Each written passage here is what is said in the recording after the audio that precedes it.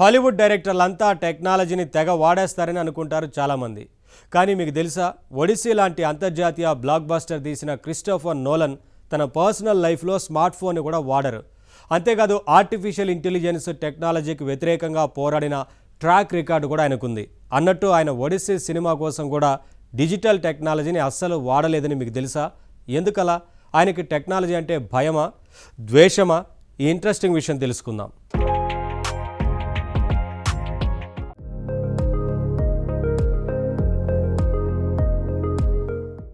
Odyssey director Christopher Nolan technology పరంగా ఒక ప్రత్యేకమైన వ్యక్తి. ఆయన ఎంత పెద్ద సినిమా డైరెక్టర్ అయినప్పటికీ వ్యక్తిగతంగా చూస్తే కొత్త టెక్నాలజీని పెద్దగా ఇష్టపడరు. నిత్య జీవితంలో స్మార్ట్ ఫోన్ కూడా వాడరు. అన్నట్టు ఒడిసీ మూవీని కూడా ఆయన డిజిటల్ ఫార్మాట్లో తీలేదు. పూర్తిగా ఐమాక్స్ కెమెరాలతో నిజమైన ఫిల్మ్ రీల్ మీద షూట్ చేశారు. అసలు ఒక ఫీచర్ ఫిల్మ్ని ఇలా పూర్తిగా ఐమాక్స్ ఫిల్మ్ మీద తీయడం అనేది సినీ చరిత్రలోనే తొలిసారి. సినిమాలు తీసేందుకు డిజిటల్ ఇమేజింగ్ సిస్టమ్ వచ్చి ఎంతో కాలమైంది. కానీ మళ్లీ వెనక్కిపోయి ఫిలిం వాడడమేంటి అనేది ఎవరినైనా ఆశ్చర్యపరిచే విషయం.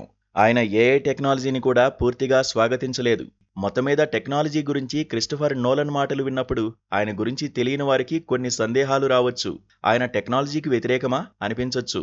టెక్నాలజీ అంటే ద్వేషం ఉందా, భయం ఉందా అని అపోహ కూడా కలగవచ్చు.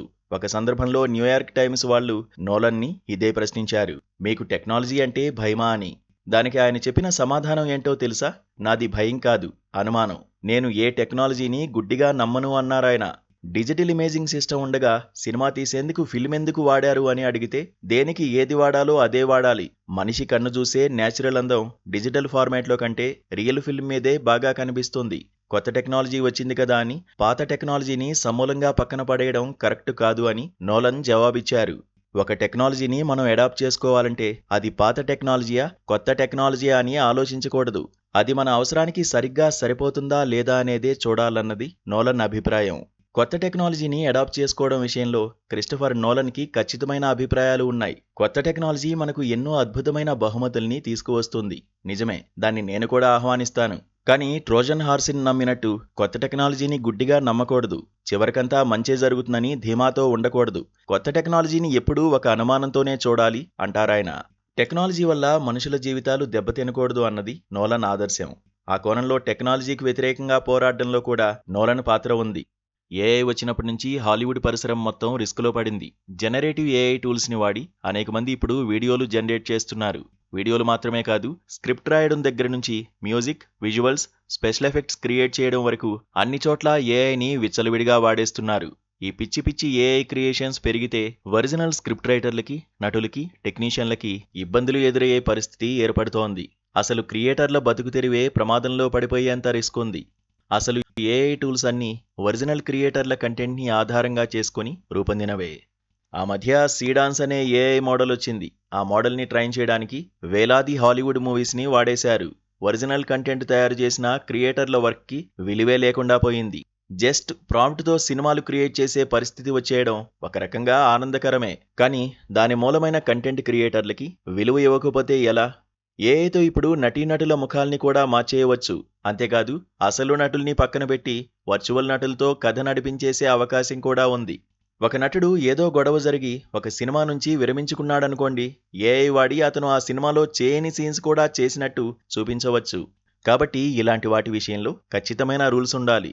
ఎవరెవరిదో కంటెంట్ని మోడల్ ట్రైనింగ్లో వాడడం వల్లే ఏఐ టూల్స్ అనేవి గొప్ప అవుట్పుట్ ఇవ్వగలుగుతున్నాయి. మరి ఆ ఒరిజినల్ క్రియేటర్లకి ఆ లాభంలో ఎలాంటి వాటా ఇవ్వకుండా ఏఐ అవుట్పుట్తో లాభం పొందేయడం నైతికమా? కాదు.